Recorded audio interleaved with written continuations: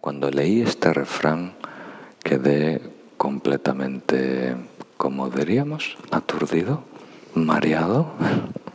No lo podía entender hasta que tuve que esperar un mes hasta que me visite mi maestro y me aclare la confusión. Y el refrán es: uno debe proceder de acuerdo a las líneas en tu frente. Fácil de entender, ¿no?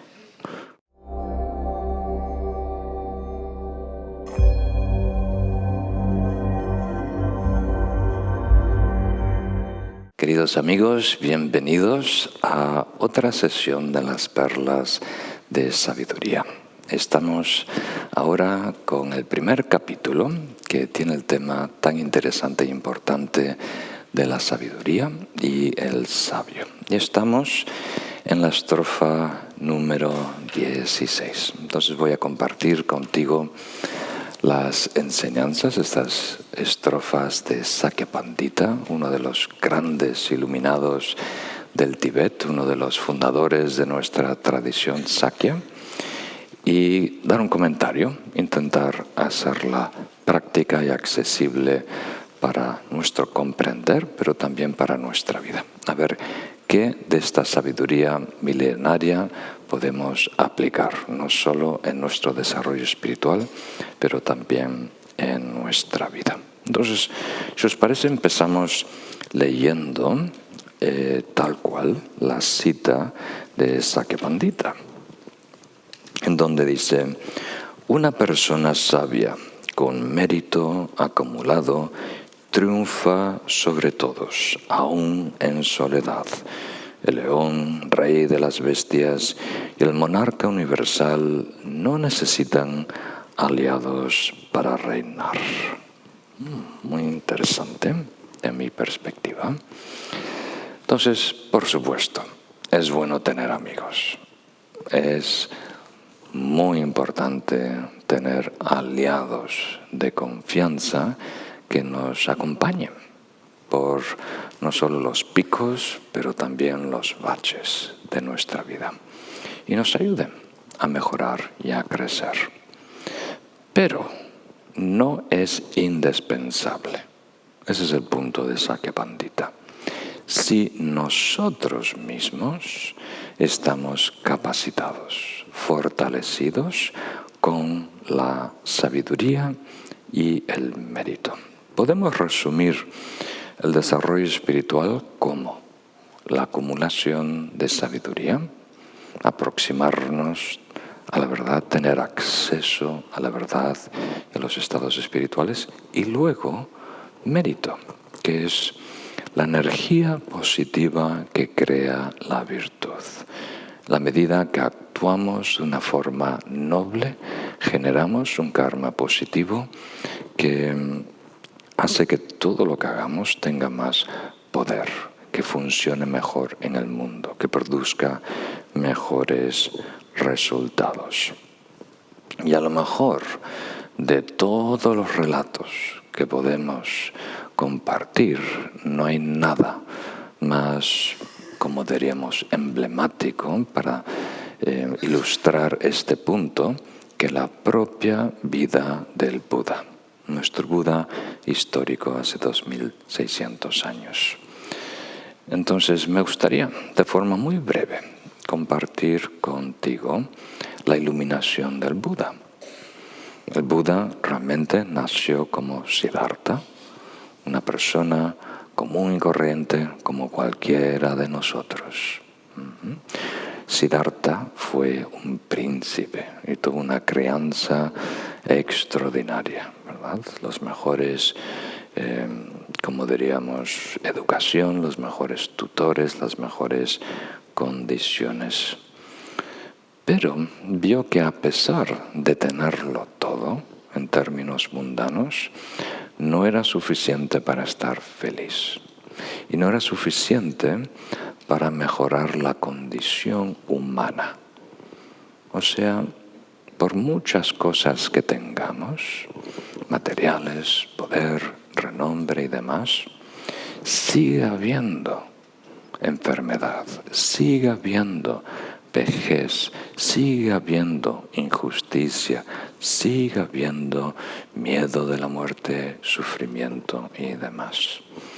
Entonces descubrió, ¿verdad?, que la única manera de garantizar el bien, no solo nuestro bien, pero nuestra capacidad de aportar valor a la vida de los otros, era realización espiritual, era tener maestría sobre nosotros mismos, ¿verdad? Entonces emprendió un viaje en donde fue explorando el saber de la antigua India y se encontró con los mejores maestros de ese entonces que le pudieron ayudar hasta un punto, hasta lograr grandes samadhis o absorciones meditativas. Pero igual, él veía que había un tope, un límite, que no estaba completamente libre del ciclo de renacimientos, del karma, que conlleva sufrimiento a muchos niveles. Y de ahí tuvo, por necesidad, que emprender un viaje personal, ¿verdad?, en donde lo que había recibido de sus maestros era una plataforma en donde él podía despegar.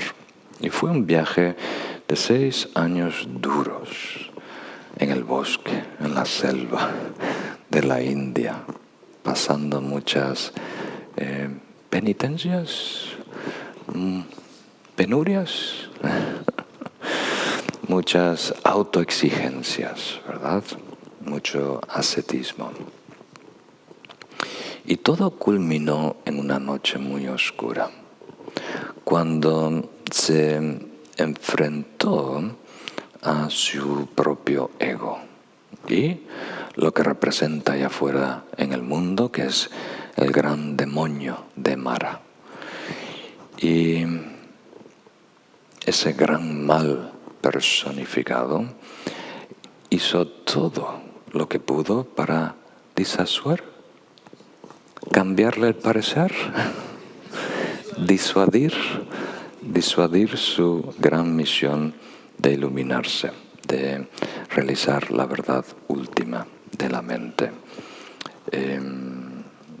Primero mandó a todas las fuerzas del mal en contra del Buda, que estaba sentado, casi desnudo, al pie de un majestuoso árbol. Mandó todo tipo de imágenes para seducirle, sus hijas y demás. Lo atacó de todas formas, ¿verdad?, con violencia, con formas atractivas, con música, con comida, con alabanzas, por todos los ángulos que se le podía ocurrir al muy pícaro Mara, que como sabemos sabe más por viejo que por Mara.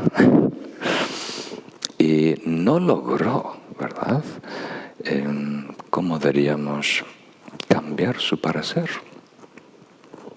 Hasta que el Buda tomó como testigo a la propia tierra, unas veces se personifica como la diosa tierra, y a través de una larga noche pudo pasar cada una de las fases de la ignorancia fundamental y lograr la liberación, lograr la iluminación.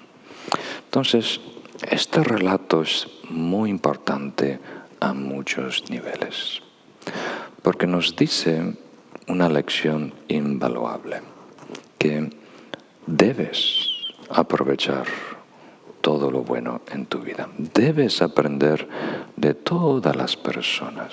Como hemos dicho en la lección anterior, no hay nadie tan sabio que no pueda aprender de un niño, por ejemplo. Pero, al fin y al cabo, eres tú. Cada uno de nosotros se tiene que enfrentar a los retos y superarlos. Otro no lo puede hacer por nosotros. Entonces, alguien puede ser un ejemplo, alguien puede iluminar el camino, alguien puede ser un modelo de lo que se debe hacer, pero cada uno de nosotros tiene que dar esos pasos valientes para lograr maestría, para conquistarse a sí mismo.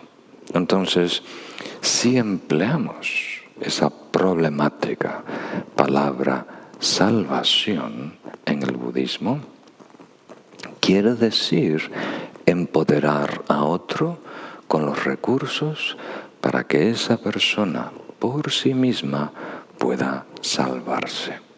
Si delegamos ese trabajo a otro, nuestra salvación no es nuestra, no es garantizada, no es propia, no perdura en el tiempo. Eso es tan importante. Entonces, cuando hay una conciencia fundamentalista, en donde todo el poder es objetivo, ¿verdad? Algo allá afuera tiene el poder de castigarme, tiene el poder de premiarme, tiene el poder de salvarme. Entonces sí, para ese nivel de conciencia tenemos que depender de un Salvador. Es lo que le da esperanza a esa persona, lo que le ayuda a enfrentar tanta incertidumbre en el mundo. Pero para alguien a un nivel de conciencia individualista o un nivel de conciencia no dual, trascendental, esa presentación del Salvador completamente objetivo que hace el trabajo por uno ya no basta, ya no sirve, ya no nos da los recursos que necesitamos para crecer y madurar. Entonces, eso depende de ti. Eso depende de la sabiduría y el mérito que cada uno de nosotros logramos. Inicialmente tenemos que aprender de otros, tenemos que recibir pistas, instrucciones, ejemplos, pero para lograrlo tú tienes que dar esos pasos valientes y enfrentar ese último reto tú solo en una noche oscura contra el peor enemigo, tu ego. Entonces no hay vuelta que darle. Tenemos que finalmente vencernos a nosotros mismos. Nuestra mejor versión se tiene que imponer sobre nuestra peor versión. Y podemos buscar aliados, amigos, maestros, mejor.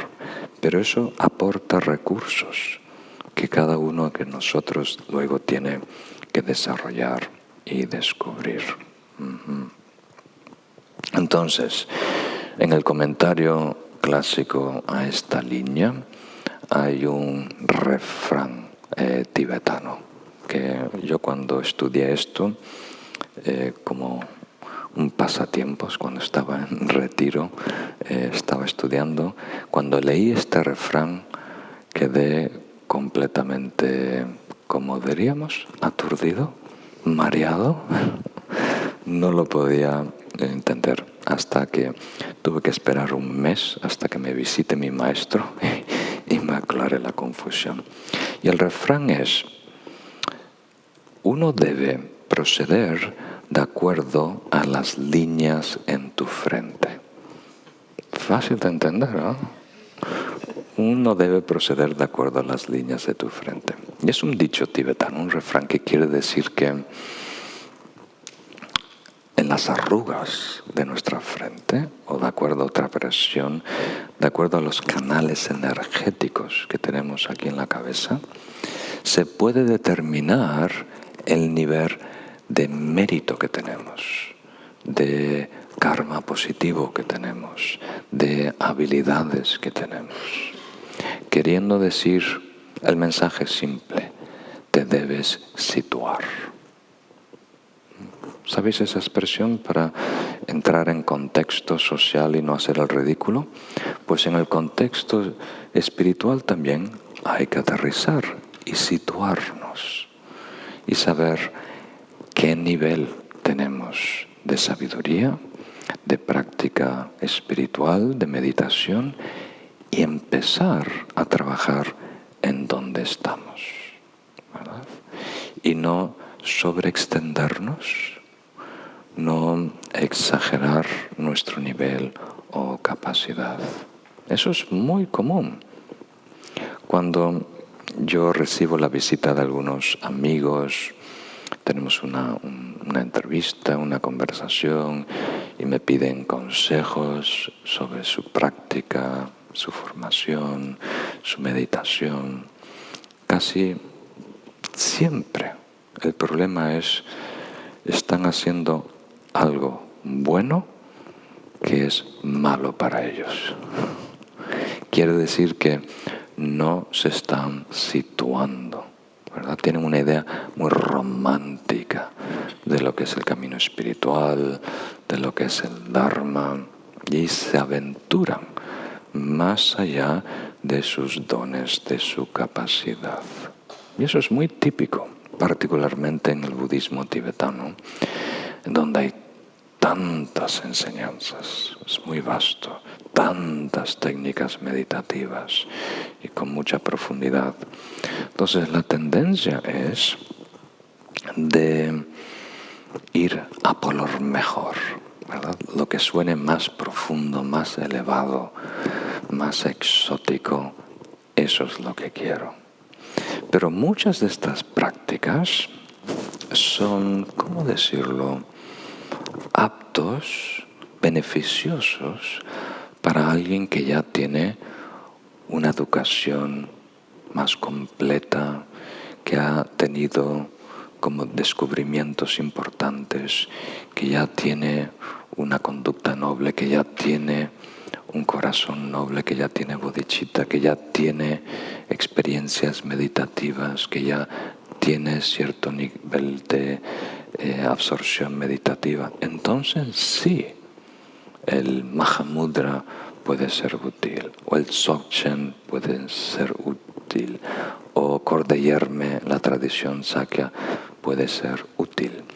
Pero estas tres que he nombrado son para personas que han descubierto, ¿verdad?, el estado último de la mente y quieren estabilizar esa experiencia. Entonces, si alguien normal como nosotros lo intenta, en el mejor de los casos confunde, ¿verdad? Y casi siempre crea otros problemas que antes no existían. Entonces, es muy importante situarnos en nuestro proyecto de vida, ¿verdad? Situarte. Hoy en día, en los medios de comunicación, hay jóvenes enseñando por un descuento, un curso de cómo hacerte millonario, ¿verdad?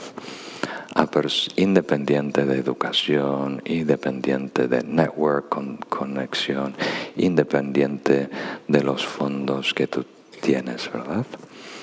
Entonces, no nos podemos aventurar más allá de los recursos que nosotros tenemos en la vida, en las relaciones, en el deporte y particularmente en el desarrollo espiritual. Entonces, por favor, tener eso en mente. Esto es una de las grandes lecciones de esta estrofa número 16. Primero, que la garantía de la salvación es nuestro mérito y nuestra sabiduría. Y si tenemos mérito y sabiduría, aunque estemos solos, abandonados, un erudito en una cueva descomunicado va a poder superar todas las dificultades y lograr realización, ¿verdad? Pero si no tienes ese mérito y esa sabiduría, aunque estés en el mejor lugar, con las mejores personas, con tutores, que es un Buda como tu tutor diario, igual la vas a embarrar, no vas a salir adelante porque no vas a tener esos recursos propios para enfrentar los retos personales, las exigencias del desarrollo espiritual. Muy bien. Pasamos al siguiente verso, estrofa número 17. Si uno es hábil en las estrategias que emplea, ¿cómo podría ser difícil lograr que incluso los grandes sirvan? Aunque el Garuda tenga gran poder, se convierte en la montura del de la túnica amarilla. Entonces, algunas de estas analogías son un poco crípticas. Quiere decir, de acuerdo a la mitología de la antigua India, que hubo un enfrentamiento entre Vishnu y Garuda. Y de todas las formas que intentó superarle, el Garuda era demasiado fuerte, demasiado poderoso y no lo pudo derrotar. Y a tal punto que Vishnu tuvo que decirle: acepto que tú eres un ser extraordinario y muy poderoso, y me rindo, estoy ahora a tu disposición. Dime, ¿qué te puedo dar? ¿Cómo te puedo servir? El Garuda era tan orgulloso que se sintió un poco ofendido, ¿verdad? Si es verdad que yo soy tan poderoso, tan grande, entonces, ¿qué puede hacer, verdad? Una persona, un ser tan bajo para mí, ¿verdad? Es ridículo, no hay nada que valgas, no hay nada que puedas hacer para mí. Entonces Vishnu insistió una segunda vez, una tercera vez, y el Garuda lo rechazó. No, tú eres insignificante, no hay nada que puedas hacer por mí. Entonces Vishnu tomó la oportunidad, le dio vuelta a la tortilla y dijo: bueno, a lo mejor tú, siendo tan grandioso, tan poderoso, tú puedes hacer algo por mí, ¿verdad? Tú puedes ayudarme. Y entonces Garuda, por su orgullo, dijo: sí, por supuesto, yo puedo hacer muchas cosas por ti. ¿Qué necesitas? Y ahí le pidió que le llevara a tal sitio.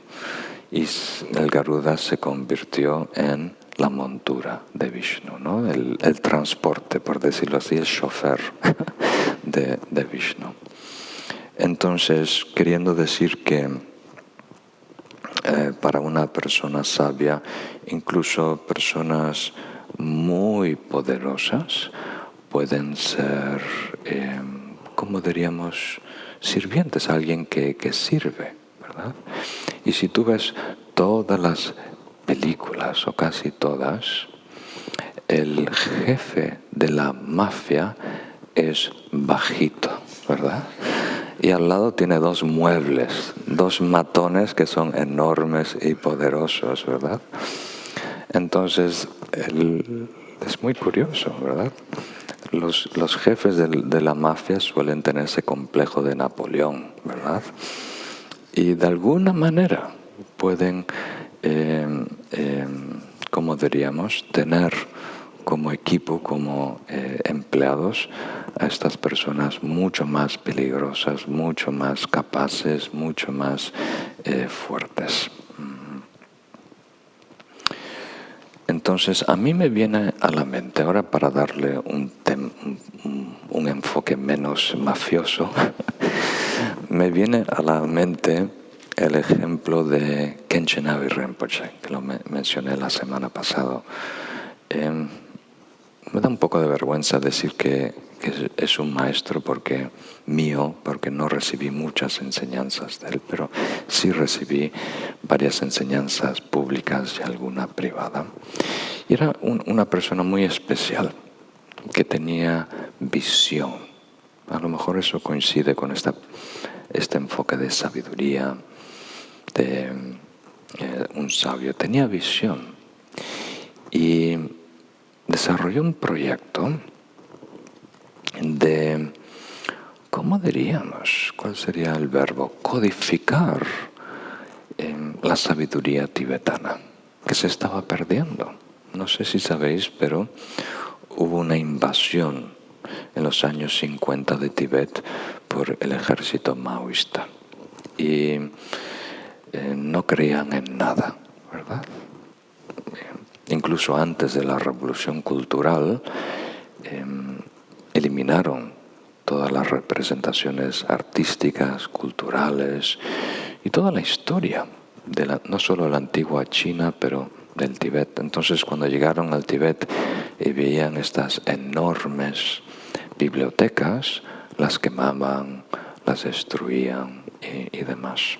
Entonces, los 100.000 tibetanos que salieron como refugiados cargaron al lomo un libro, dos, lo que pudieron. Pero habían bibliotecas llenas de textos, de tratados, de colecciones muy preciosas. Es un tesoro para la humanidad, que estaban, muchos se perdieron y otros estaban en peligro de perderse.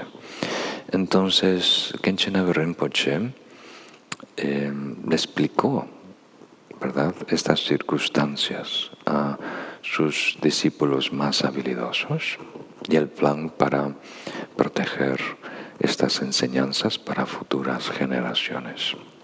Y mandó dos de sus más habilidosos, como diríamos, filósofos, estudiadores, que vayan como espías, ¿verdad? Deberíamos hacer una película de esto. Yo creo que es muy interesante. Viajaron como espías al Tíbet y uno a China. Y su misión era fotografiar en secreto los libros que habían sido confiscados, porque no quemaron todos. Algunos se los llevaron a unos almacenes en Tíbet y otros en la China. Entonces, muchos de estos libros no se habían publicado. O sea, en Tíbet para publicar un libro era muy difícil. Estaban a nivel tecnológico siglos atrasados. A nivel de desarrollo espiritual, milenios adelantados, pero a nivel tecnológico, 500 años atrasado. Entonces, para publicar un libro, lo que hacían es una estampa. Cogían una madera, escribían a mano las letras y después lo tallaban, ¿verdad? Y quedaba como un negativo de una página. Entonces tenían que hacer, como diríamos, estampas, sellos en madera de cada una de las páginas del libro. Y después en papel iban haciendo xilografía, ¿sí es así? Serigrafía. Pero por suerte, por estas cuestiones de mucho karma positivo, la tinta que usaban era ideal. No tenía nada de ácido, el papel también era perfecto para preservarse, el clima era frío y seco.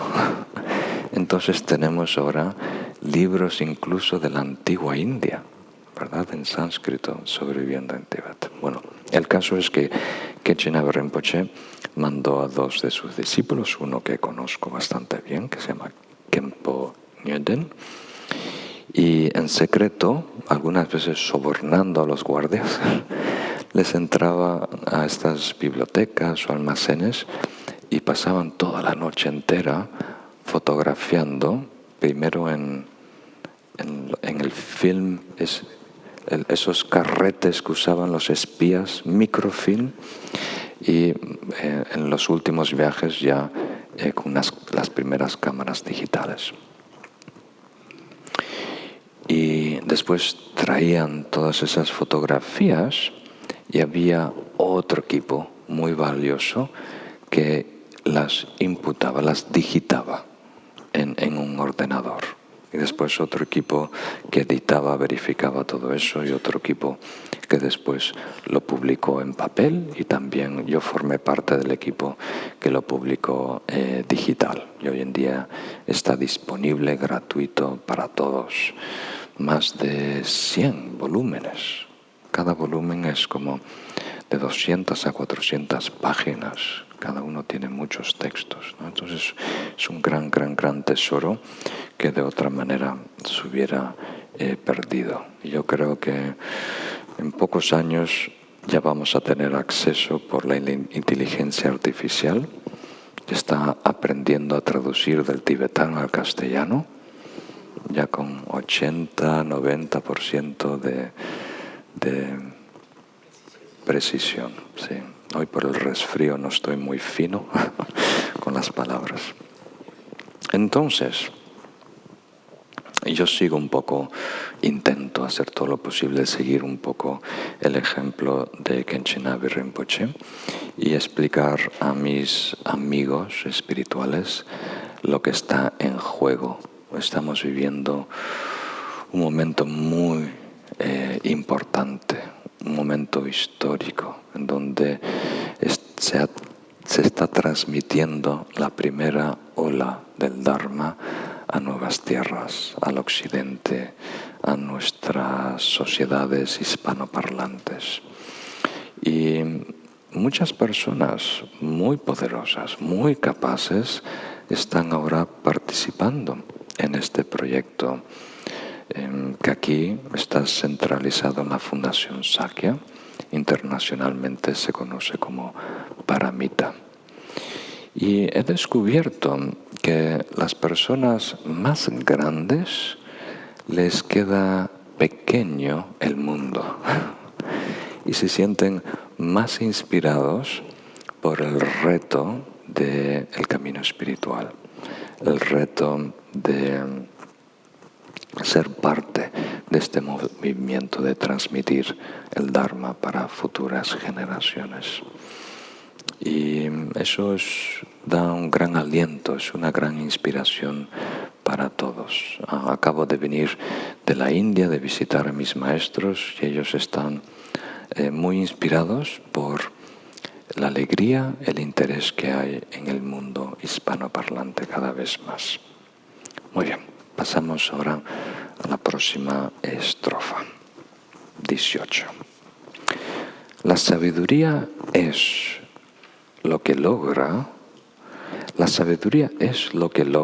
la felicidad en esta vida y en las que vendrán. Con su sabiduría, el príncipe Chandra protegió al rey Sudasa durante su vida y en sus futuras existencias. Aquí hay mucho que desglosar. Primero, el bienestar genuino viene de la libertad, como mencioné en las lecciones anteriores. Y esto es a lo mejor la enseñanza más asombrante del Buda, que desarrolló en su primer mapa espiritual, en la enseñanza de las 4 nobles verdades, que realmente es una enseñanza de definir con más claridad qué es satisfactorio, qué es la verdadera y genuina felicidad. Porque al fin y al cabo, independiente de creencias, de cultura, de edad, todos estamos persiguiendo lo mismo. Nos mueve un motor, ¿verdad? Un principio, un anhelo fundamental que es la felicidad. Y tenemos diferentes estrategias para lograr felicidad. Pensamos que las vamos a hallar en diferentes lugares y sitios, pero todos estamos buscando lo mismo. Entonces, esta enseñanza que nos dice: la felicidad es libertad. El bienestar genuino es libertad. Queriendo decir que no nos falta felicidad y placer, nos sobra malestar y sufrimiento, confusión y distorsión. Quita esa distorsión, quita lo que estorba y aflorece por sí solo el bienestar y la satisfacción. Y lo que tenemos que quitar, de acuerdo al Buda, son 4 niveles de distorsión, 4 velos, 4 oscurecimientos, 4 males, 4 toxinas. Conducta dañina o patrones conductuales arraigados, estados mentales distorsionados, las emociones negativas que todos sabemos, egocentrismo, una obsesión que sobreestima nuestra importancia y desvalora, subestima la importancia de los demás, o sea, falta de amor. Y la ignorancia fundamental de no saber quiénes somos.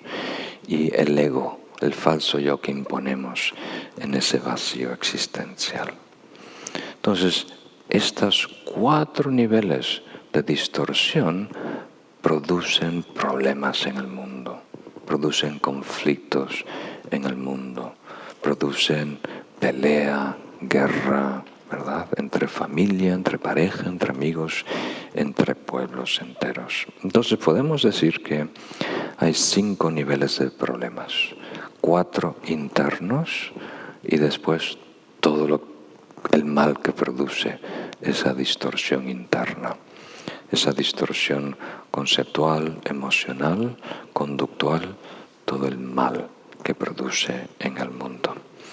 Entonces, hay 5 problemas a solucionar y están relacionados. Hay una secuencia causal. De la ignorancia viene el egocentrismo, del egocentrismo vienen las emociones negativas, de las emociones negativas actuamos físicamente, verbalmente, incluso pensamos de formas negativas que crea problemas en el mundo, crea problemas de salud, del medio ambiente, crea problemas interpersonales y demás. Entonces, de acuerdo al Buda, el bienestar es lo que aflorece cuando quitamos basura, cuando quitamos distorsión, cuando paramos de comportarnos negativamente, ya hay paz y tranquilidad. Cuando paramos la mente discursiva en los estados aflictivos, ya hay una paz, un bienestar que aflorece. Cuando para el miedo, la obsesión, nerviosismo, del egocentrismo con amor y compasión, ya hay un gran alivio, un bienestar, una felicidad muy pura. Y cuando para la confusión de no saber quiénes somos, las falsas identidades, surge, ¿verdad?, el bienestar más poderoso, más satisfactorio posible. Entonces, una enseñanza muy, muy poderosa, queriendo decir que la felicidad genuina o el bienestar genuino, vamos a cambiar la palabra, así nos obliga a redefinirlo, el bienestar genuino viene de neutralizar los patrones conductuales con buena conducta, viene de neutralizar las emociones negativas con shamatha, con control mental, con tranquilidad, con mindfulness. Viene de neutralizar el egocentrismo con amor y compasión. Viene de neutralizar la ignorancia fundamental con la sabiduría. Entonces realmente viene de 4 lugares, pero todo empieza con sabiduría, ¿verdad? En dos sentidos. Necesitamos saber qué es buena conducta, cómo lograr equilibrio mental, cómo amar genuinamente sin caer en el apego, en la parcialidad, y cómo descubrir la esencia de la mente.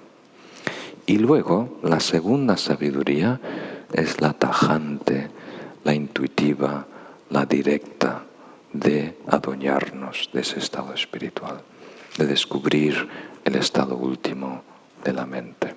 Entonces, necesitamos sabiduría para neutralizar la raíz de todo mal, la ignorancia fundamental, pero también necesitamos conocimiento, sabiduría para eliminar todos los otros velos, incluso para negociar los problemas en la vida, ¿verdad? Para resolver los desencuentros y demás. Entonces, podemos decir que nos debemos liberar de cada uno de estos velos y por eso esta libertad produce bienestar y la sabiduría es el punto más importante. Y para decir algo de esta historia épica de Chandra, que es realmente muy épica, tomaría varias horas, el rey Sudana es una persona mística, ¿no? La leyenda es que su madre fue una leona que sedujo a un rey. Entonces, el caso es que fue manipulado en su vida y se convirtió en un asesino en serie. Alguien que incluso llegó a ser un caníbal, a comer, ¿verdad?, otros humanos. Entonces estaba asesinando, comiendo a gente, todo el mundo estaba en temor, ¿verdad? Y finalmente coincidió con Chandra, un joven que por mucho desarrollo espiritual en otras vidas tenía mucha nobleza. Era una persona naturalmente inteligente, sabio y muy, muy noble. Y también era un príncipe, como todas las leyendas de la antigua India. Entonces Chandra le empezó a predicar a este rey. Y el rey lo agarró, se lo puso encima y se lo llevó para su calabozo. Y le dijo, tú por hablar mucho vas a ser el próximo en la olla. Y Chandra, como era una persona muy desapegada, dijo, muy bien, si me quieres comer, es tu karma, tu problema, pero por favor, déjame hacer una última cosa en el mundo, porque justo coincidió que el día de ayer me encontré con un sabio, ¿verdad? Y estaba muy necesitado, el pobre está viajando por esta tierra y tiene pocos recursos y me pidió ayuda. Y fue tan noble que compuso un poema para mí, ¿verdad? Y con palabras muy elegantes, muy sabias. Y yo quedé de ir al reino de mi padre y buscar una donación para él, ¿no? Entonces, tengo esa deuda pendiente con este ser noble y si tengo que morir, por favor, déjame cumplir esta deuda de darle una ofrenda de dinero a este noble sabio, ¿verdad? Y el rey no se lo creía. Dijo, tú lo que quieres es escaparte de mi olla. Como si te dejo ir, no vendrás. Y Chan dijo, no, yo vengo, tranquilo, no hay problema. Y este rey vampiro se puso a pensar y bueno, realmente no tengo nada que perder. Tengo a 500 personas encarceladas, ¿verdad? Entonces tengo comida de sobra. Si este no regresa, no pierdo nada. Y si regresa será un experimento social, ¿verdad?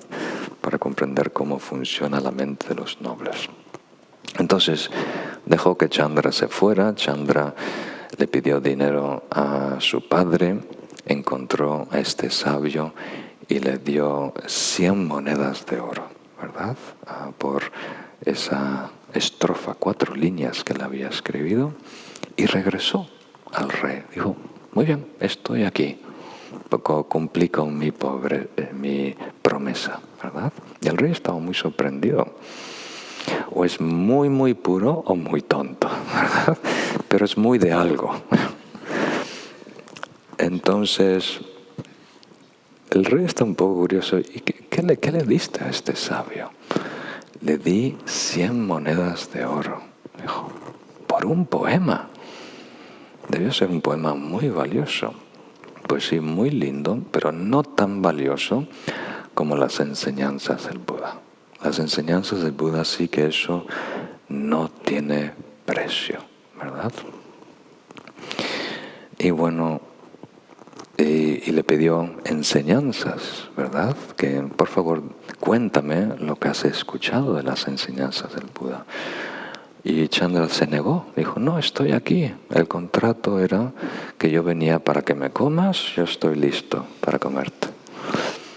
Y el rey le dijo, pero la comida no queda muy bien con humo. Recién empecé el fuego, espera que se hagan las brasas, tenemos tiempo, me puedes contar, ¿verdad? Y Chandra dijo, bueno, las enseñanzas del Buda son otra cosa. Tienes que ser respetuoso, tienes que ser humilde, tienes que tener un buen corazón. Si tú cambias tu disposición y dejas de ser este asesino, este vampiro, y realmente te pones respetuoso, yo te comparto, ¿verdad? Entonces él sí se preparó un asiento para Chandra. Se lavó, se sentó muy respetuoso, hizo una plegaria para recibir las enseñanzas. Entonces Chandra le contó 16 versos que se había memorizado de las enseñanzas del Buda. Y el único que es el último, que tiene como esencia la distinción. El Buda hace una distinción enorme entre lo que es la vida ordinaria y el Dharma, queriendo decir, aún más grande que la distancia entre la tierra y el cielo, aún más grande que la distancia de cruzar un océano, aún más grande que la montaña más alta, es la distancia que hay de vivir una vida normal, común y corriente, ordinaria, y vivirla en el Dharma, ¿verdad? Y esa enseñanza, como diríamos, cambió a esta bestia. Y de ese momento dejó de matar a personas. Lo que más le costó es ser vegetariano. Pero por la insistencia de Chandra incluso se convirtió en vegetariano. Entonces es un relato que emplea aquí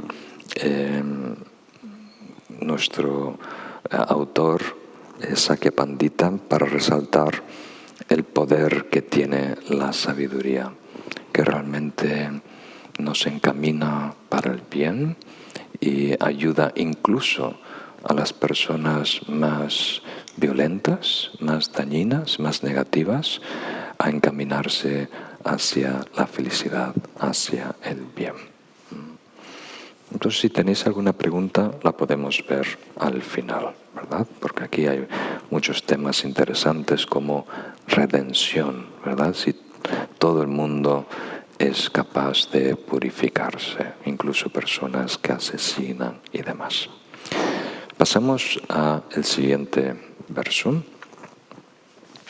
Por mucho coraje y poder que se tenga, sin sabiduría no se logra ser héroe.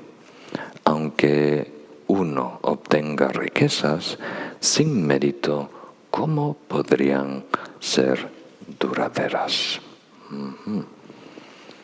Héroe, no sé cómo tú defines héroe, pero en Asia es, ¿cómo diríamos? Alguien que es consistentemente exitoso en superar retos. Entonces, una persona que puede superar todos los retos grandes habidos y por haber. Entonces, mi comentario es, creo que muy corto y muy puntual.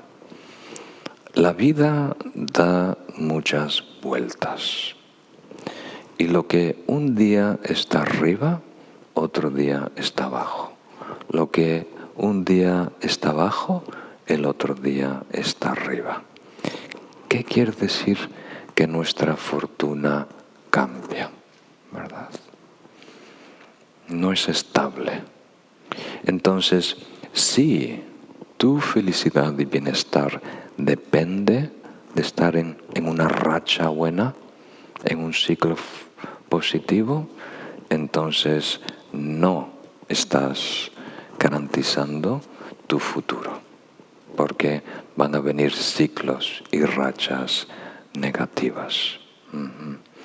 Entonces, si queremos ser un héroe, alguien que puede superar los altibajos y consistentemente estar bien, salir adelante, ser victorioso, independiente de circunstancias, para eso necesitamos sabiduría. No podemos depender solo de la fortuna, de buenas rachas, de buenas condiciones. Entonces, sin sabiduría estamos a la merced de fortunas que necesariamente son impermanentes y pasajeras. Y a lo mejor no hay mejor ejemplo que personas que ganan la lotería. Y se han hecho un par de estudios, por lo menos, que yo conozco, en donde se ha analizado a personas que ganan millones en una lotería, ¿verdad? Y no sé si es 80% de las personas lo pierden todo en poco tiempo, ¿verdad? Entonces eso es sorprendente, ¿verdad? Por muy poca mente de negocio que tengas, por muy poca educación financiera que tengas, si tienes millones de repente y estás acostumbrado a sobrevivir con poco, clase media, clase baja, entonces no vas a desperdiciarlo todo en un par de años, pero eso es lo que suele suceder. Incluso muchos quedan peor de antes de recibir la lotería, ¿verdad? Incluso sus relaciones quedan arruinadas, porque una vez que se entera tu barrio que ganaste la lotería, de repente vienen todos tus amigos, ¿verdad? De la crianza. ¿Te acuerdas cuando jugábamos juntos? ¿Verdad? Todo el mundo te toca el timbre, todo el mundo es tu mejor amigo. Entonces, eso es una prueba empírica, ¿verdad? Que incluso si tenemos esos 15 minutos de fama que dice Andy Warhol, o somos de repente millonarios, eso no perdura en el tiempo, no nos hace felices si no tenemos una riqueza que no fluctúa con el tiempo, que es la riqueza de la sabiduría. Pasamos al último verso, la última estrofa. Cualquiera puede reconocer las cualidades y los defectos evidentes, pero el sabio sabe distinguirlos cuando se presentan entremezclados. Cualquiera puede extraer leche de una vaca, casi cualquiera, pero el cisne separa la leche mezclada con el agua. No sé si esto es cierto, pero es la leyenda que tenemos en muchos relatos budistas, que un cisne puede, cuando hay leche diluida en agua, tiene una lengua especial que como una pajita puede extraer la leche, ¿verdad? Y queda solo el agua transparente, ¿verdad? Se queda con todos los nutrientes y no toma toda el agua. Primero creo que tengo que darles un poquito de contexto, porque esto puede ser novedoso para ti. Hay muchos planteamientos de lo que es desarrollo espiritual. De la perspectiva budista es muy simple. Verdad. Lo que está en juego es la verdad. Queremos tener acceso a la verdad. No una verdad humana, no una verdad budista, no una verdad de moda. Queremos ver la realidad más allá de los conceptos. Tener acceso directo, intuitivo, no conceptual, no dual de la verdad. Y que sea voluntario, que no sea esporádico, que no dependa de esta droga. Queremos habitar esa realidad, adueñarnos de esa verdad. Entonces, podemos decir que hay dos maneras de hacerlo, directa e indirecta. Directa quiere decir cambiar nuestra percepción, de una percepción dualista, de una percepción conceptual, a una visión directa de la realidad. Y esas prácticas se llaman vipassana, que quiere decir penetrar la realidad, técnicas meditativas para penetrar. No estoy hablando del vipassana de Goenka, un retiro de 10 días que está de moda. Quiere decir una categoría de estrategias y técnicas meditativas para descubrir aspectos de la verdad. Primero la impermanencia, después el origen interdependiente y después la naturaleza de los fenómenos, la naturaleza de la mente. Entonces, eso es una cosa, el cambio de percepción, tener acceso a una realidad menos adulterada, menos distorsionada. Todo lo demás es upaya, en sánscrito, que quiere decir metodología, medios habilidosos, yoga.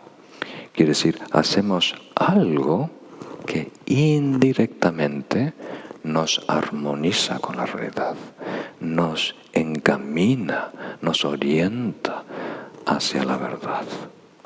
¿Captan esa idea? Entonces, la mayoría de lo que tiene etiqueta de espiritualidad o de budismo es upaya. Es un medio habilidoso para acercarnos a la verdad, a un estado puro, ¿verdad? Y os doy un ejemplo. Ahora no sé en dónde está enfocada la cámara, pero tenemos en el budismo tibetano una práctica que se llama ofrenda de mandala. Ofrenda de mandala. En este caso, mandala quiere decir universo, ¿verdad? Universo. Y podemos ofrecer el universo de forma simbólica, porque nadie es dueño de todo el universo. Entonces podemos coger un cuenco, rellenarlo de flores multicolores, perlas, si tienes una muela de oro, todo lo que tú piensas que tiene valor, ¿verdad? Y se lo ofreces a todos los seres. O se los ofreces a los pobres, o se los ofreces a los budas iluminados, ¿verdad? Y ese mandala puede estar más, como diríamos, ser más representativo, ser más codificado. Por ejemplo, en la tradición tibetana hay 7 montes. Puedes hacer 7 montes de flores o de granos que representan el universo. O sea, una manera de esquematizar a nivel iconográfico lo que es la totalidad.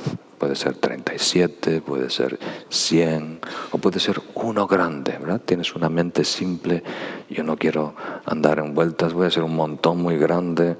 Esto es Luna, esto es Sol, planeta Marte, esto es la galaxia, la Vía Láctea, esto es todo el universo, todo el cosmos, todas las dimensiones, este gran montón que está cayendo por todos lados con abundancia. Y ahí también estoy yo, mi cuerpo, mis pertenencias, mis derechos intelectuales, ¿verdad? Todo, ¿verdad? Mi camiseta favorita, mi jabón favorito, todo está ahí, ¿verdad? Todo lo entrego, lo rindo, lo presento ante todos los seres o la divinidad. Ahora, eso no es verdad.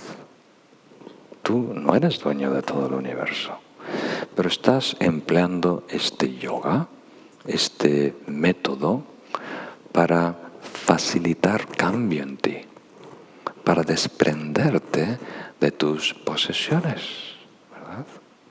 Que también no son tuyas, ¿verdad? No podemos llevar nada a la próxima vida, ni nuestro cuerpo. Nacemos desnudos, morimos desnudos, pero resistimos esa verdad. Resistimos la verdad de la impermanencia, nos negamos a ella continuamente. Entonces necesitamos un recordatorio o un método habilidoso que nos ayude a ser más desprendidos, a compartir y reconocer, aceptar la impermanencia, la interdependencia, ¿verdad? Entonces, esta práctica de ofrecer un mandala, ¿verdad? O pagarle el café a un desconocido que está en la cola detrás de ti, puede ser un método muy habilidoso para armonizarnos con el cambio, la impermanencia, la interdependencia. Pero es método, es medio habilidoso, es yoga, es upaya, que quiere decir que es indirectamente, ¿verdad?, acercándonos a la realidad. Entonces, en el budismo se ve como algo indispensable, porque la verdad no está oculta, ¿verdad?, en una biblioteca misteriosa en el Vaticano, ¿verdad? La verdad está cerca de tu ojo. Como dicen los yogis, está tan cerca que tu ojo no la puede ver. La verdad nos está haciendo cosquillas constantemente, ¿verdad?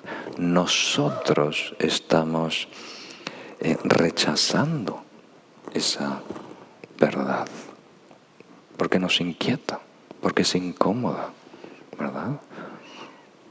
Porque nos da falsa seguridad las pertenencias y no queremos reconocer que eso es falso, porque no tenemos a qué más sostenernos, ¿verdad?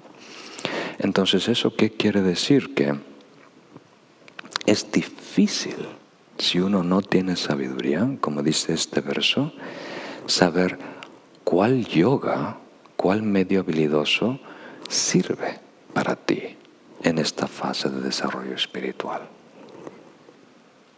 Porque es medicina, es algo que está sanando, puliendo, corrigiendo, armonizando algo en nosotros. Y si empleamos un método que no es bueno, nos puede dañar. O lo que suele suceder, nos aferramos al método. Por ejemplo, ayunos, ¿verdad? Ayunos es algo asociado con la espiritualidad. Se pueden hacer simplemente para depurar el cuerpo, hoy está de moda, ayunos intermitentes, ¿verdad? Incluso deportistas lo ven muy favorable. Pero antiguamente, en el cristianismo, en el islam, en el budismo, en el hinduismo, se hacían diferentes tipos de ayunos como upaya, como un método habilidoso para armonizarnos, para tener una mente más lúcida, más despierta, o lograr estados más sublimes, ¿verdad? O para adelgazar un poco de panza. ¿verdad? Pero el caso es que podemos llegar a concluir que el ayuno es divino. El ayuno es espiritual. Y no es así. Es tan espiritual como te ayude a ser espiritual. Pero nos podemos obsesionar y convertir en un experto de ayuno. Alguien que tiene como meta no comer nada y no beber nada, ¿verdad? Y eso se ve como un logro espiritual. No, eso simplemente ahorras dinero en las compras, ¿verdad? Pero no estás necesariamente más cerca de la verdad. Entonces, Hatha Yoga. Hoy en día hay muchos yogas físicos, ¿verdad? Y hay algunas personas que creen que uno de esos yogas es superior a los otros. Hay algunos yogas muy exigentes y por ser tan exigentes, personas dicen, este es el mejor. Y no, es mejor si ayudan a una persona a tener acceso a su mente. Y la técnica meditativa es bueno si ayuda a esa persona a lograr maestría y tener acceso a la verdad. ¿Captan esa idea? Vamos a entrar en un terreno un poco polémico. La conducta es también un upaya. La ética es también un upaya, a un nivel muy profundo. O sea, nuestra primer meta es dejar la mala conducta y adoptar la buena conducta. Queremos dejar la mala conducta porque estamos apegados a patrones conductuales que no nos hacen bien. Tenemos costumbres, hábitos dañinos, ¿verdad? Entonces, corregimos esa conducta dañina desarrollando un comportamiento, siguiendo ciertos preceptos, ¿verdad? Un código ético. Pero surge un nuevo problema. Nos apegamos a la buena conducta. Y eso se llama puritanismo. Y las personas empiezan a pensar, yo soy mejor que Pepe porque yo me porto mejor. No, simplemente tienes mejor conducta, te expresas, pero no vales más que Pepe, no eres más importante que Pepe, no eres más sabio que Pepe. Simplemente estás desarrollando un aspecto. Y después viene el segundo reto de soltar el apego a la buena conducta, lo que se llama la conducta no dual. Pero esos son para practicantes muy avanzados que tienen seguro bodhicitta relativo y absoluto. Tienen un corazón muy noble, una aspiración muy buena y también tienen acceso a la verdad. Entonces, incluso, ¿verdad? Estas dimensiones o aspectos de la espiritualidad que normalmente son incuestionables, como la ética, siguen siendo upaya, siguen siendo medios habilidosos, ¿verdad? Sirven y son buenos en la medida que nos hacen mejor en relación a la verdad. ¿Captan esa idea? Entonces, si tú comes menos o dejas de comer y haces un ayuno, no eres más espiritual si eso no te ennoblece, si eso no te ayuda a ver la realidad mejor. Porque, por ejemplo, podemos ser generosos para ganar favores. Y eso no quiere decir necesariamente que uno es más desprendido, desapegado. Simplemente has, como diríamos, navegado la vida y ahora sabes cómo sobornar mejor, ¿verdad? Y ganar favores. Eso es muy importante. Voy a cambiar el tema un poquito, pero me gustaría decirles algo ya que están prestando atención. Algunas veces, está relacionado, algunas veces pensamos que estamos mejorando, que con el pasar del tiempo, ahora soy una persona más ética, más solidaria, es una persona que es menos vulgar, se comporta mejor, ayuda más a las personas, más inteligente. Pero a lo mejor no. A lo mejor simplemente te estás poniendo viejo. Y le explico por qué, es muy curioso. Esto te invito a analizarte. Cuando somos jóvenes, somos torpes, lidiando a brutos, ¿verdad? O sea, no nos sabemos situar en una situación social y metemos la pata. Decimos cosas que son provocativas, que hieren a los demás, que ofenden a los demás, ¿no? Y al pasar el tiempo, cada vez somos más habilidosos en jugar el juego, en saber situarnos, comprender las normas, las leyes, las reglas sociales. Entonces ahora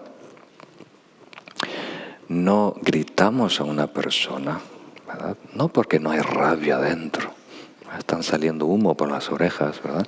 Pero no te atreves a gritar a alguien porque a lo mejor tiene un palo en el coche. O a lo mejor sabes que vas a pagar una multa social, que vas a pasar vergüenza o ridículo, y haces el cálculo y dices, no vale la pena llamar la atención a esta persona. No vale la pena, ¿verdad?, ponerlo en el sitio. Pero no porque no quieras, sino que no te conviene a nivel social, ¿verdad?, en este contexto.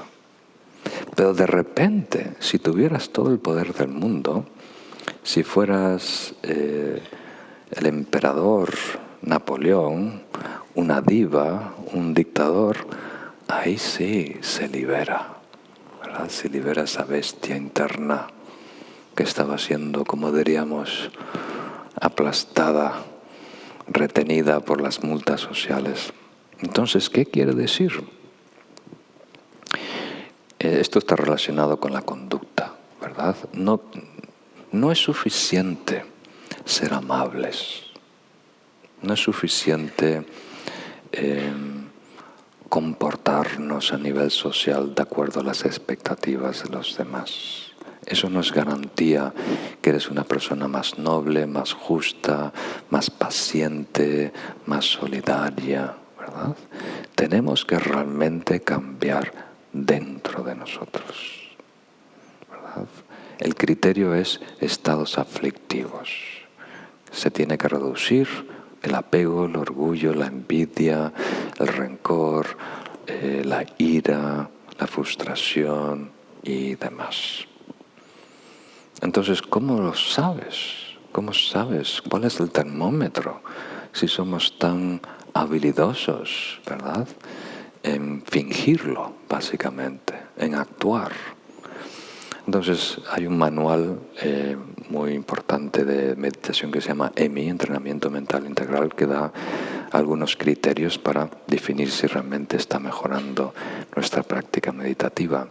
Y uno de los más importantes es: obsérvate cuando la vida te sorprende, ¿verdad? Cuando algo te pilla imprevisto, ahí realmente sabes tu nivel de paciencia, tu nivel de generosidad, tu nivel de autocontrol, tu nivel de amor y compasión.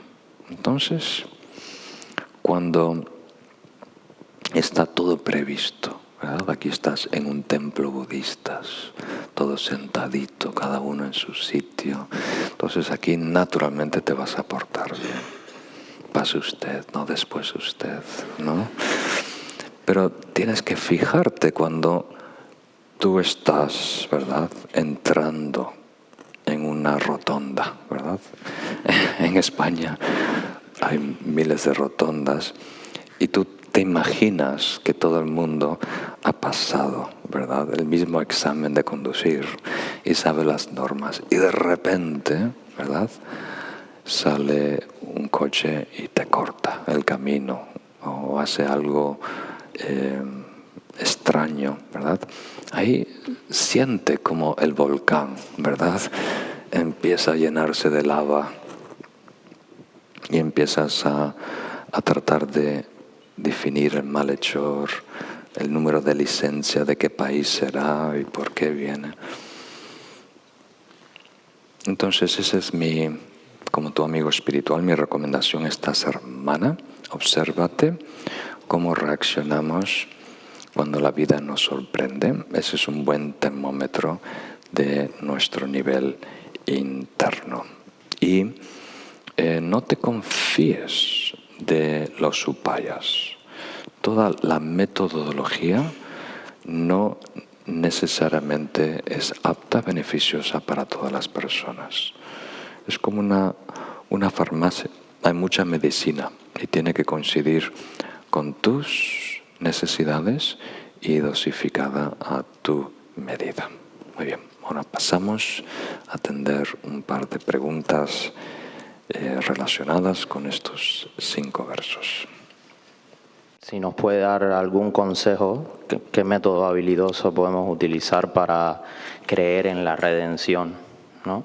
Porque es más fácil cuando se obra el milagro, ¿no? Cuando ve uno que una persona se ha rehabilitado, pero sin ver eso, ¿no? Como nosotros como practicantes del Dharma podemos hacer para creer en la redención de las personas, ¿no? En que una persona puede ser mejor, que puede crecer y florecer, aunque haya hecho algo tan malo como este caso del rey que usted había dicho. Sí. Muchas gracias.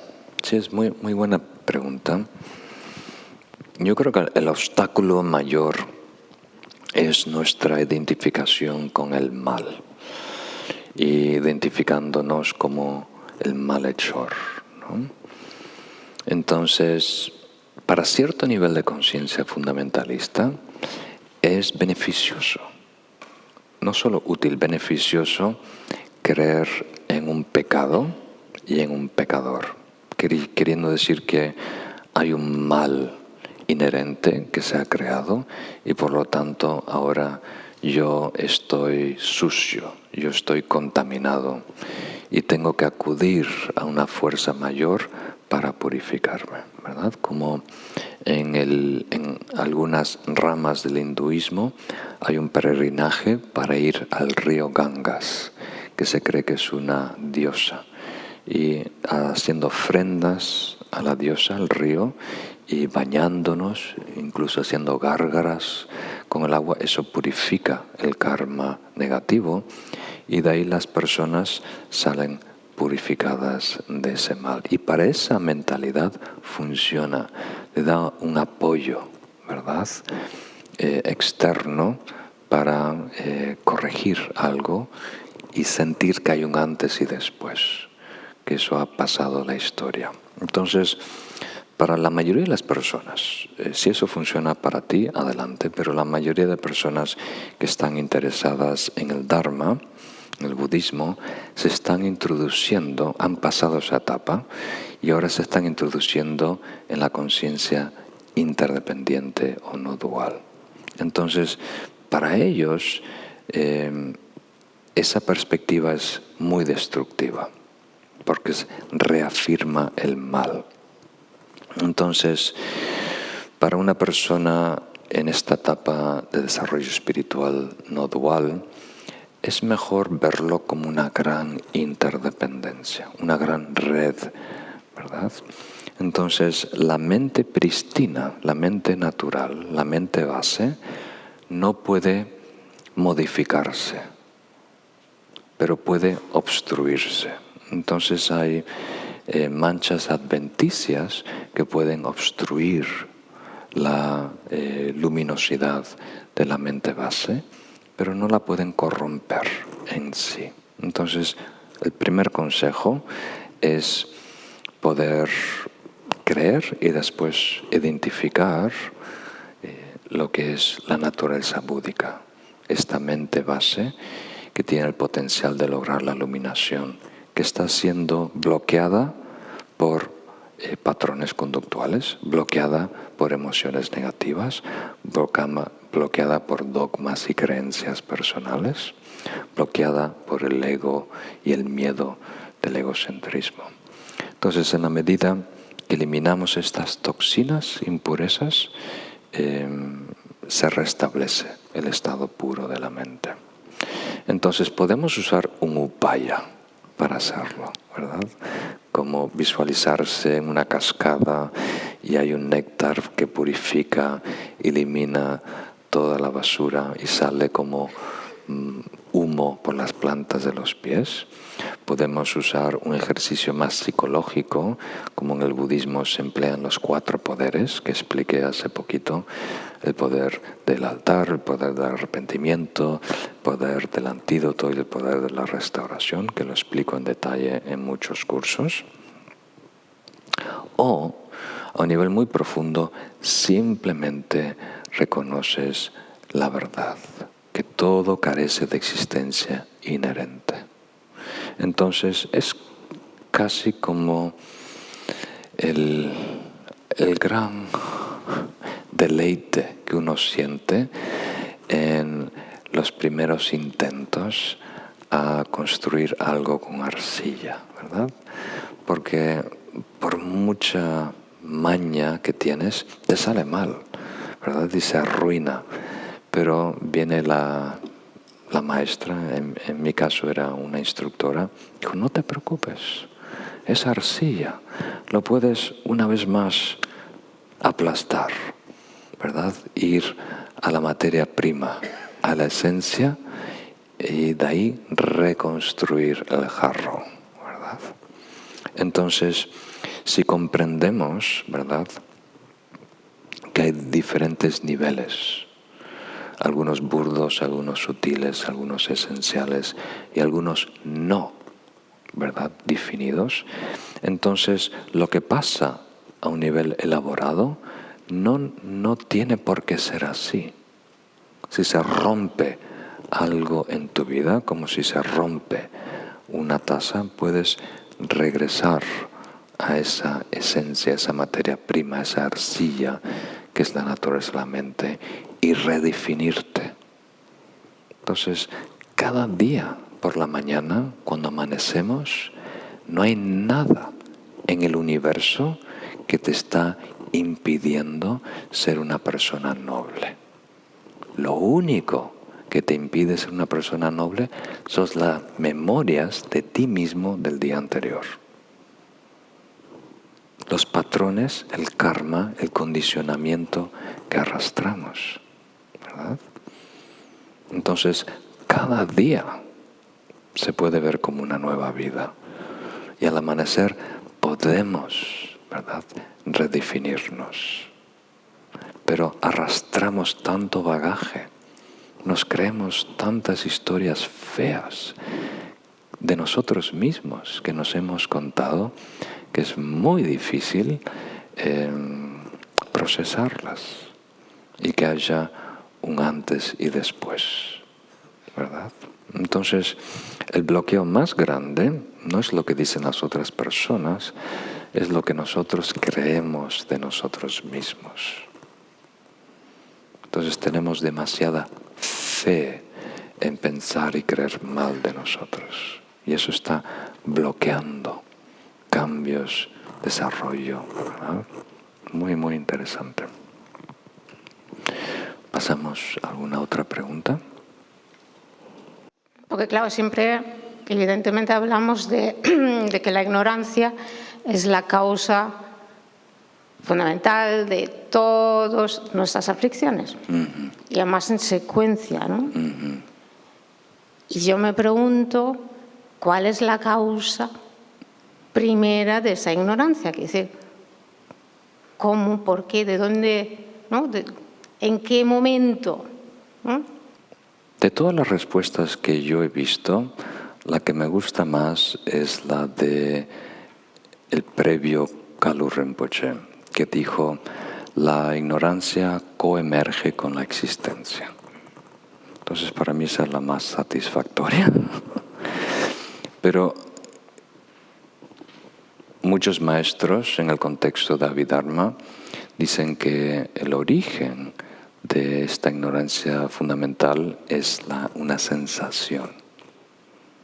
Es una mala interpretación de una sensación, un proceso mental. Entonces, tenemos que comprender que cuando estamos hablando de la ignorancia fundamental, estamos hablando de el surgimiento de la dualidad y establecer la existencia inherente, ¿verdad? Y de esa existencia inherente se reifica el aspecto subjetivo y de ahí comienza la acción, el pensamiento. De ahí se crea conciencia y de ahí la conciencia crea el cuerpo y demás. Entonces, lo veremos dentro de poco, en diciembre, cuando dé un curso en Madrid que va a llamar el Bhavanakrama, que dentro de ese curso vamos a explicar los 12 eslabones de la interdependencia. Y el primer eslabón es la ignorancia. Entonces, por ahora es lo que puedo decir, que en la medida que reconocemos la existencia dualista, en esa medida se construye, se solidifica la ignorancia fundamental, que quiere decir la confusión de no saber quiénes somos, estableciendo un falso yo. Cuando habló de la felicidad genuina, habló de neutralizar patrones conductuales y emociones negativas, y creo entender que habló también de estados mentales negativos. ¿Cómo podemos reconocer un estado mental y existe un estado mental negativo y existe un medio habilidoso para neutralizarlo? Muy bien. ¿Cómo podemos identificarlo y cómo corregirlo, sí, neutralizarlo? Porque quizás creemos que tenemos estados mentales y no nos damos cuenta de que son negativos para el desarrollo espiritual. Esto es muy, muy bueno, muy práctico. Sí, mucho de lo que transcurre en nuestra vida, externa e interna, lo hemos normalizado. Simplemente por costumbre se establece y no se cuestiona. Entonces, no conocemos la mente de otras personas. Entonces, pensamos que somos normales y pensamos que somos cuerdos, que no estamos locos. Pero no es así, ¿verdad? No es así. Hay algunos estados mentales que son fáciles de identificar porque los somatizamos. Por ejemplo, cuando hay ira, físicamente nos sentimos mal. Es incómodo estar enfadado y hacemos todo lo posible para corregirlo, ¿verdad? Pero hay otros, como el orgullo, que es más difícil de detectar, o el apego, que definen que es como una corriente, una marea, que sin darte cuenta te arrastra, que llega como tu amigo, produciendo sensaciones agradables. Entonces eso es mucho más difícil de detectar. Usamos estados aflictivos, que incluye emociones, pero no se limita a emociones. Es todo evento, proceso, estado mental, que incluye ideas, incluye creencias, incluye dogmas, como acabamos de decir. Si yo pienso que soy malo, ¿verdad? Que yo soy inadecuado, que no merezco, entonces eso me bloquea, eso me define, eso distorsiona la percepción de mí mismo y de otros, ¿verdad? Entonces, aflicción quiere decir todo lo que distorsiona nuestra percepción y crea sufrimiento a corto, mediano o largo plazo, induciendo acciones nocivas. Entonces podemos identificar los tres primarios. Yo creo que eso es una gran ayuda. Invierto 2 minutos en esto, creo que puede ser útil para reflexionar.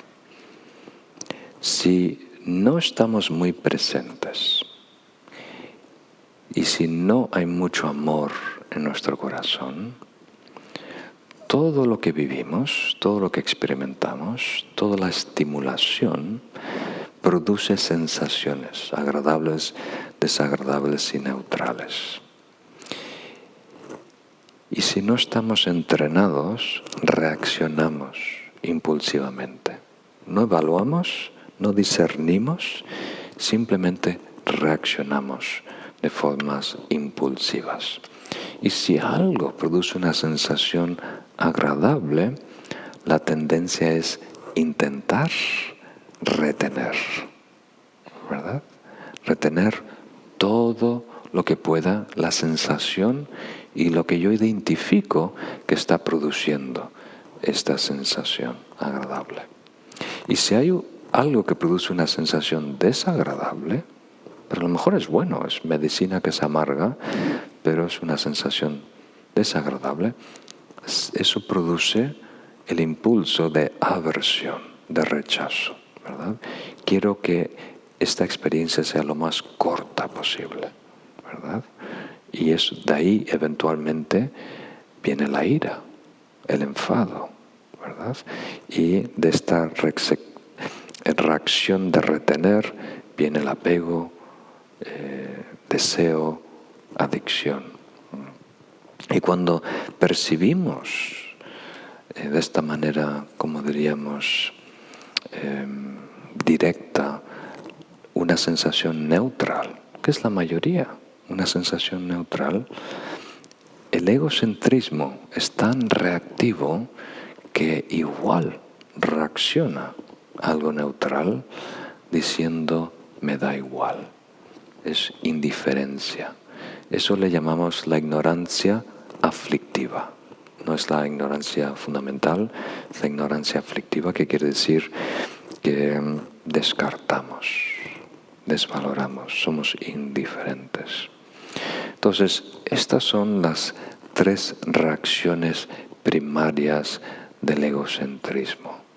Y de estas 3 hay ramificaciones en otro tipo de emociones y estados, pero crean desequilibrio en nosotros, crean distorsión. Entonces, si queremos retener una experiencia, eso hace que hablemos y actuemos de una manera torpe, exagerada, mucho más de lo que merece y necesita la situación. Y eso crea karma negativo. Y si algo produce aversión, rechazo, ira, eso va a animar conducta física y verbal que también es torpe, no coincide con la realidad y va a crear conflicto en el mundo. Entonces, ese es el mecanismo en cámara lenta de lo que ocurre, y después estos estados se retroalimentan y nos apegamos, nos identificamos a ser una persona iracunda y demás. Ahora, ¿cómo corregirlo? Todas las prácticas budistas tienen como misión corregir esto, y hay diferentes técnicas. Las primeras presentaciones del Buda introdujo antídotos directos, ¿verdad? Para el apego, reconocer la impermanencia o el lado feo de esa cosa que nos atrae, que estamos obsesionados, y para la ira, amor y compasión, por ejemplo, para la ignorancia, comprender la ley del karma, así comprendemos lo importante de nuestra volición, de decidir y actuar conscientemente. Entonces, de todos los estados aflictivos, uno puede cultivar el aspecto virtuoso para neutralizar como un antídoto, como un remedio. O, si no, puedes simplemente entrenar la mente. De todas las técnicas meditativas, shamatha, calma mental, lograr tener control de nuestra atención, corrige la mayoría de los estados aflictivos. Porque para que haya una emoción negativa, tiene que tener referente, tiene que tener algo que le esté alimentando. Si tú estás enfadado, te tienes que recordar del comentario que hizo esa persona. Esa es la leña, el combustible que alimenta el fuego de la ira. Pero si tú vives el presente, ese instante, presente no como día, no como hora, no como minuto, sino ese instante, ¿verdad? Ahí no hay lugar para historia, para recordar lo que se dijo, lo que no se dijo. Y sofocas ese fuego, le quitas el oxígeno, le quitas la leña que está alimentando. Entonces es muy importante desarrollar shamatha, calma mental, para adueñarnos del presente y poder elegir cada vez más qué sentimos, qué pensamos, qué atendemos. Y de ahí hay brotes, pero son muy breves, no perduran en el tiempo, no se enganchan en todo un ciclo vicioso. Pues muy bien, queridos amigos, podemos concluir ahora para que no se haga muy tarde.